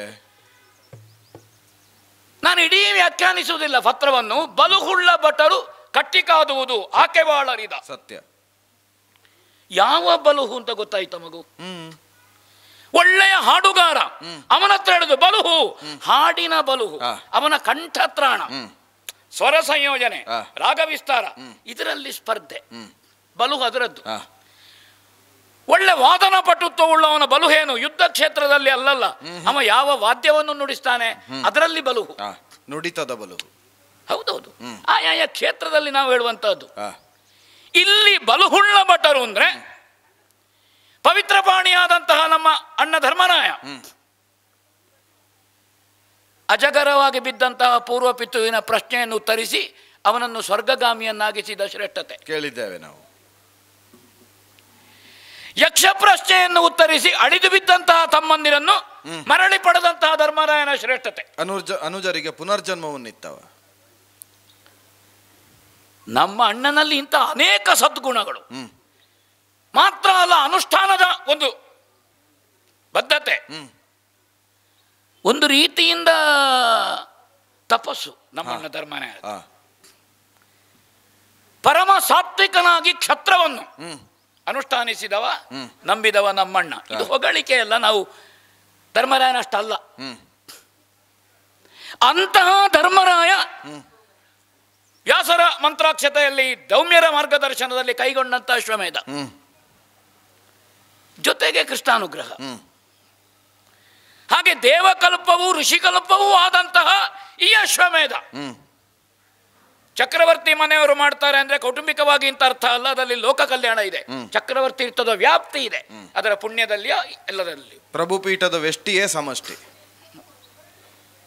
ಈ ಅಶ್ವಮೇಧದ ಕುದುರೆಯನ್ನು ಕಟ್ಟಿ ಹೋರಾಡುವ ಬಲುಹು ಇಷ್ಟು ಕ್ಷಾತ್ರರ ಮೈಯಲ್ಲಿ ಅಲ್ಲ, ಇಷ್ಟು ಅನುಷ್ಠಾನದಲ್ಲಿಯೂ ಇದೆಯೋ ಬಲುಹು. ಆ ಬಲುಹು ಇದೆಯೋ ಅನುಷ್ಠಾನದಲ್ಲಿ ಉಂಟು, ಧರ್ಮರಾಯನನ್ನು ಎದುರಿಸುವ ಬಲುಹು.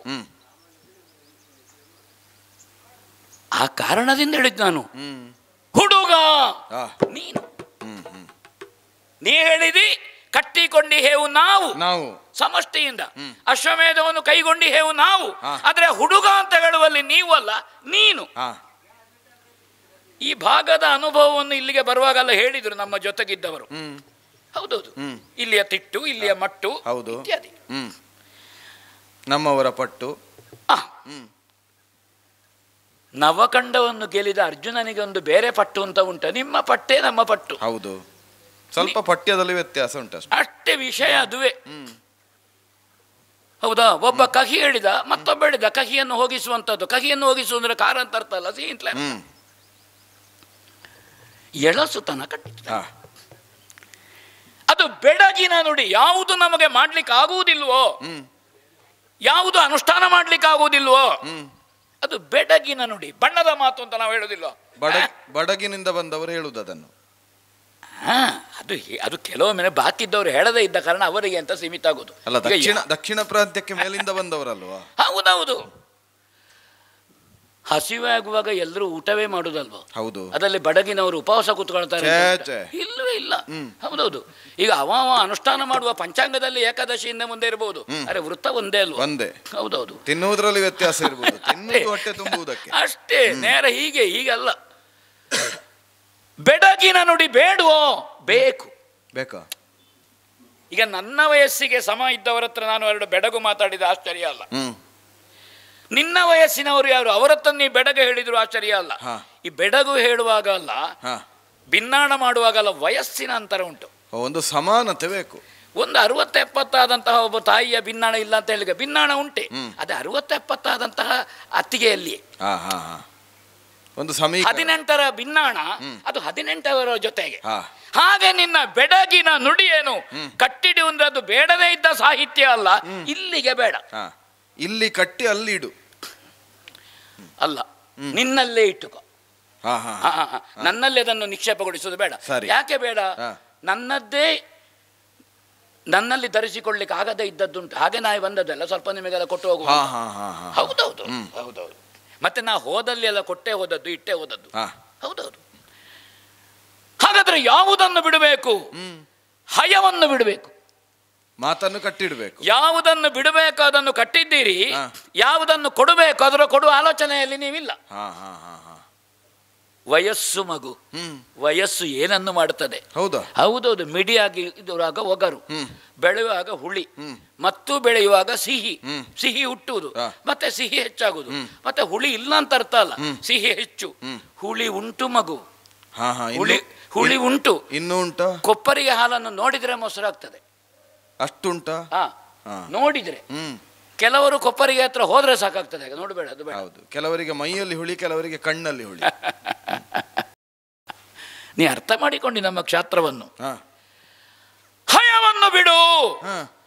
ಈಗ ಕಟ್ಟಿದ್ದರಿಂದ ನಿಮ್ಮಲ್ಲಿ ಕ್ಷಾತ್ರ, ನಿಮ್ಮ ವಿಕ್ರಮ ನಾ ಮಾನಿಸ್ತೇನೆ, ಆತ್ಮವಿಶ್ವಾಸವನ್ನು ಒಪ್ಪುತ್ತೇನೆ. ಆದ್ರೆ ಯಾವ ಉದ್ದೇಶಕ್ಕೆ ಮತ್ತು ನಮ್ಮ ಅರ್ಹತೆ, ನಮ್ಮ ಯೋಗ್ಯತೆ, ಕಟ್ಟಿದವರೆಲ್ಲ ಏನು ಮಾಡಬೇಕಾಗಿ ಬರ್ತದೆ, ಇತ್ಯಾದಿ ಇತ್ಯಾದಿಯನ್ನೆಲ್ಲ ಆಲೋಚನೆ ಮಾಡಿ ನೀ ಬಿಟ್ರೆ ನಿಮ್ಮಲ್ಲಿ ಕ್ಷಾತ್ರ ಇಲ್ಲ ಅಂತ ಆಗುವುದಿಲ್ಲ. ಮತ್ತೆ ಏನು ಮನೆ ದೇವರಿಗೆ ಮಾತ್ರ ಪೂಜೆ ಮಾಡುವುದು ಅಂತ ಉಂಟಾ? ಉಪದೇವರಿಗೆ ಉಂಟು, ಗ್ರಾಮ ದೇವರಿಗೆ. ಹೌದಾ? ಹೌದು. ನೆಂಟರ ಮನೆಗೆ ಹೋದ ಅಲ್ಲಿರುವ ದೇವರಲ್ಲಿ ಪ್ರಸಾದತೆ ಕೊಡುವುದಿಲ್ಲ ಅಂತ ಉಂಟಾ? ಉಂಟು. ಆ ಕಾರಣದಿಂದ ಆಸ್ತಿಕತೆ ಉಂಟು ಅಂತಾದ್ರೆ ಶ್ರದ್ಧೆ ಇರುವಲ್ಲಿ ಕೈ ಮುಗಿಬೇಕು ಅಂತ ಇರುವುದಷ್ಟೇ. ಈ ಕಾರಣದಿಂದ ಹಯವ ಬಿಡು, ಅಥವಾ ಬಿಡಿ, ಒಟ್ಟಿಗೆ ಸಮಷ್ಟಿ ಅದು ಕಟ್ಟಿಕೊಂಡವರು. ಮಗು ಯುದ್ಧೋತ್ಸಾಹ ಕಾಣುತ್ತದೆ. ಹೌದೌದು ಅಲ್ವಾ? ಹೇಳಿ ಕೇಳಿ ಬಹುಶಃ ಬೇರೆ ಯುದ್ಧದಲ್ಲಿ ನೀ ಪಾಲ್ಗೊಂಡದ್ದು ನನ್ನ ಅವಗಾನೆಗೆ ಬರಲಿಲ್ಲ. ನಾ ಅಭ್ಯಾಸದ ಯುದ್ಧ ಅಷ್ಟೇ ಮಾಡಿ. ನೀ ಮಾಡಿದ್ರೆ ನಾನು ಅಲ್ಲ ಅಂತ ಆಕ್ಷೇಪಿಸುವುದಿಲ್ಲ. ಹಾಗಾದ ಕಾರಣ ಒಂದು ಉತ್ಸಾಹ. ಈಜು ಕಲ್ತವನಿಗೆ ನೀರು ಕಾಣುವಾಗ ಹಾರಬೇಕು ಅಂತ ಕಾಣುದು. ಹೌದು. ನಾವು ಈಜು ಬಹಳ ಕಲ್ತಿದ್ದೇವೆ, ಈಜಾಡಿದ್ದೇವೆ. ನಮಗೆ ನೀರು ಕಾಡುವಾಗ ಹತ್ರ ನಿಮ್ಮಂತ ಮಕ್ಕಳು ಸಿಕ್ಕಿದ್ರೆ ಬೆನ್ನುಡಿದು ತಳ್ಳುವ ಅಂತ ಕಾಣುದು, ಬೀಳಿ ಮಕ್ಕಳೇ ಅಂತ. ಈಜು ಬಂದವರನ್ನೇ ದೂಡಬೇಕು. ಇಲ್ಲದಿದ್ದರೆ ಅವ ಬೀಳುವಾಗ ಇವ ತಯಾರಿರ್ಬೇಕು ಎತ್ತಲಿಕ್ಕೆ. ಸುಮ್ಮನೆ ಕುದುರೆಯನ್ನು ನೀವು ಬಿಟ್ಟರೆ ನಮಗೆ ಪಡಿಲಿಕ್ಕಾಗುವುದಿಲ್ಲ. ಓಹೋ. ಅಶ್ವಮೇಧದಲ್ಲಿ ಕುದುರೆಯನ್ನು ದಿಗ್ವಿಜಯಕ್ಕೆ ಬಿಡುವುದು ಯಾಗಾಂಗ. ಹಾಗೆಂತ ಎಲ್ಲಾ ಅಶ್ವಮೇಧವನ್ನು ಮಾಡಿದವರು ಕುದುರೆಯನ್ನು ದಿಗ್ವಿಜಯಕ್ಕೆ ಬಿಟ್ಟಿದ್ದಾರೆ ಅಂತ ಇಲ್ಲ. ಮತಿನಾರ 100 ಅಶ್ವಮೇಧ ಮಾಡಿದ್ದಾರೆ. ಮಹಾಭೀಷ 1000 ಅಶ್ವಮೇಧವನ್ನು ಮಾಡಿದ್ದಾರೆ. ಅಶ್ವಮೇಧವನ್ನು 100,000 ಮಾಡಿದವರು ಬಹಳ ಮಂದಿ ಇದ್ದಾರೆ. ಎಲ್ಲರೂ ಅದನ್ನು ದಿಗ್ವಿಜಯಕ್ಕೆ ಬಿಟ್ಟಿದ್ದಾರೆ ಅಂತ ಇಲ್ಲ. ಅಂಗಳದಲ್ಲಿ, ಒಂದು ಗ್ರಾಮ ಮಟ್ಟದಲ್ಲಿ, ಒಂದು ಸೀಮಾ ಮಟ್ಟದಲ್ಲಿ, ಒಂದು ಪ್ರಾಂತ ಮಟ್ಟದಲ್ಲಿ ಬೇರೆ ಬೇರೆ ವಿಧಿ ಉಂಟು ಅದಕ್ಕೆ. ಈ ಅಶ್ವಮೇಧ ದಿಗ್ವಿಜಯ, ವ್ಯಾಸ ನಿರ್ದೇಶನ, ದೌಮ್ಯರ ಆಶೀರ್ವಾದ ಇತ್ಯಾದಿ ಇತ್ಯಾದಿ ಬಿಟ್ಟ ಮೇಲೆ ಅದಕ್ಕೊಂದು ಮೌಲ್ಯ ಕೊಡಬೇಕಾಗ್ತದೆ. ಕುದುರೆಯನ್ನು ನೀವು ಕೊಡುವಾಗ ಮೌಲ್ಯ ಅಂತ ಹೇಳುದು ಅದೇ ಅಲ್ವಾ? ನಾವು ಏನನ್ನೂ ನಾವು ಒಂದು ವೈದಿಕ ಸಂಪ್ರದಾಯದಲ್ಲಿ ದಾನ ಮಾಡಿ ಕೊಡ್ತೇವೆ, ಕಲಶವನ್ನೇ ಕೊಡ್ತೇವೆ, ಚಿನ್ನದ್ದೇ. ಹೌದು. ಪ್ರತಿ ವರ್ಷ ಕಲಶವನ್ನು ಕೊಟ್ಟರೆ ಅವನಿಗೆ ಕಷ್ಟ ಆಗ್ತದೆ. ಅವಾಗ ಏನು ಮಾಡ್ತಾರೆ, ಪಡ್ಕೊಂಡ ಪುರೋಹಿತರು ಏನಾದರೂ ಒಂದು ಮೌಲ್ಯವನ್ನು ಕೊಡು, ಮೌಲ್ಯವನ್ನು ಕೊಟ್ಟು ಕಲಶವನ್ನು ಪುನಃ ನಾವು ಇಟ್ಟುಕೊಳ್ಬೋದು. ಹಾಗೊಂದು ಮೌಲ್ಯವನ್ನು ಕೊಡಬೇಕಾಗ್ತದೆ. ಕಿಂಚಿತ್ ಮೌಲ್ಯಕ್ಕೆ ಯಾವಾಗಲೂ ಮಾಪನ ಇಲ್ಲ, ಅದು ಮೌಲ್ಯ. ಯಥಾನುಶಕ್ತಿ, ಯಥಾ ಸಾಧ್ಯತೆ, ಯಥಾನು ಭಕ್ತಿ, ಶ್ರದ್ಧೆ ಮುಖ್ಯ. ಹಯದ ಜೊತೆಗೆ ಯಥಾನುಶಕ್ತಿ ಮೌಲ್ಯವನ್ನು ನೀನು, ಅದಕ್ಕೆ ಕಪ್ಪ ಅಂತಲೇ ಕರೆಯುವುದು. ಮೌಲ್ಯಕ್ಕೆ ಕಪ್ಪ ಅಂತಲೇ ಕರೆಯುವುದು. ಇದು ವಿಧಿ, ಬೇರೆ ವಿಧಿ ಇಲ್ಲ. ಕಪ್ಪ ಅಂತ ಕರೆಯುವುದು ಸಣ್ಣ ಕೇಳ್ಬ. ಪಡೆಯೋನಿಗೂ ವಿಧಿ ಇಲ್ಲ, ಕೊಡುವವನಿಗೂ ಇಲ್ಲ. ನನಗೆ ಅಲ್ಲದೆ ಪಡಿಲಿಕ್ಕೆ ಆಗುವುದಿಲ್ಲ. ನೀ ಕೊಟ್ರೆ, ಸುಮ್ಮನೆ ಕೊಟ್ರೆ ಕಪ್ಪ ಆಗುವುದಿಲ್ಲ. ಕುದುರೆ ಜೊತೆಗೆ ಬೇಕಾದ್ರೆ ಹೇಳುವ, ಕುದುರೆಯನ್ನು ಕೊಡ್ತೇನೆ ಕಪ್ಪದೊಂದಿಗೆ. ಹೌದೌದು, ಸ್ವಲ್ಪ ಮೌಲ್ಯ ದೊಡ್ಡದು, ಮಾತು ಸ್ವಲ್ಪ ಲಘುವಾದ. ನಾವು ಯಾವಾಗಲೂ ಒಂದು ಹಿರಿಯರಿಗೆ ಹೇಳುವಾಗ ಹಾಗಲ್ಲ ಸ್ವಾಮಿ, ಮಕ್ಕಳಿಗೆ ಹಾಗಲ್ಲ ಅಲ್ವೋ? ಹೌದೌದು, ವಿಷಯ ಒಂದೇ. ಹೇಳುವುದು ಹೇಗೆ ಅಂತ ನಾವು ಹೇಳ್ತೇವೆ. ಮಗು ಹಠ ಮಾಡ್ತಾರೆ, ಉಪ್ಪು ಬೇಕು, ಹೌದಾ? ಈಗ ನಿನಗೆ ಉಪ್ಪು ಇಷ್ಟು ಮುಷ್ಟಿ ಅಲ್ಲಲ್ಲ, ಹಾಕುದು ಸ್ವಲ್ಪವೇ, ಇಷ್ಟು ಉಪ್ಪು ಹಾಕಿದ್ರೆ ಮತ್ತೆ ಈ ತಾಯಿಯ ನೀರು ಕುಡಿಸಬೇಡ. ಅದಕ್ಕೆ ಬೇಕಾಗಿ ನಾ ಹೇಳಿದ್ದು ಕಪ್ಪವನ್ನು ಯಥಾ ಸಾಧ್ಯ. ನಿನಗೆ ಉತ್ಸಾಹ ಉಂಟು, ನಾನು ಹೇಳಿದೆ ಪ್ರಶ್ನೆ, ಮಗು ಮುಂದೆ ಬಾ. ನಿಮ್ಮಂಥವರು ಮುಂದೆ ಹೋಗ್ತಾರೆ ಅಂತಾರೆ, ನನಗೆ ಹಿಂದೆ ನಿಲ್ಲುವ ಉತ್ಸಾಹ ಉಂಟು. ಹೌದೇ? ಅಥವಾ ಉತ್ಸಾಹದಿಂದ ಹಿಂದೆ ನಿಲ್ಲುವಂತ ನಿಮ್ಮದು. ಪರಾಕ್ರಮ ಯಾರಲ್ಲಿದ್ರು ಅದನ್ನು ಮಾನಿಸಬೇಕು, ಒಪ್ಪಬೇಕು. ಪ್ರಾಯ ಆಯ್ತಲ್ವ ಮಗು ನಮಗೆ? ನೋಡಿದವರು ಹೇಳ್ತಾರೆ, ಅರ್ಜುನ ನಿನ್ನ ಪ್ರಾಯ ಗೊತ್ತಾಗುವುದಿಲ್ಲ. ನನಗೆ ಗೊತ್ತುಂಟಲ್ಲ. ನೋಡಿದವರು ಅದನ್ನ ಹೇಳುದು, ಗೊತ್ತಾಗುವುದಿಲ್ಲ, ಆಗಲಿಲ್ಲ ಅಂತ ಹೇಳುವುದಿಲ್ಲ, ಗೊತ್ತಾಗುವುದಿಲ್ಲ ಹೇಳುದು. ಆದ್ರೆ ನನಗ ಗೊತ್ತಾಯ್ತಲ್ಲ, ಅವರು ನೆನಪಿಸುವುದು. ಎಷ್ಟು ಉದ್ದ ಗೊತ್ತಾಗ್ಲಿಲ್ಲ ಅಂತ ನಾನು ಹೇಳುವುದಿಲ್ಲ. ಗೊತ್ತಾಗ್ಲಿಲ್ಲ ಅಲ್ಲ, ನನಗೆ ಗೊತ್ತುಂಟು ಅಂತ ಹೇಳುದು. ನನ್ನ ತಲೆಯಲ್ಲಿ ಹುಡುಕಿದ್ರೆ ಕರಿ ಕೂದಲಿಲ್ಲ, ನಿನ್ನ ತಲೆಯಲ್ಲಿ ಹುಡುಕಿದ್ರೆ ಬುಡವು ಬಿಳಿ ಆಗ್ಲಿಲ್ಲ ಅಲ್ವಾ? ನೋಡು ಮುಖ ಅಲ್ವಾ? ನೋಡುವಾಗುಂಟು ಅಲ್ವಾ? ಎಳಸು ನನ್ನ ಮುಖ ನೋಡು, ಇರ್ಲಿಕ್ಕೆ ಹಾಗೆ ಉಂಟು. ನೆರಿಗೆ ಕಾಣುವುದಿಲ್ವಾ?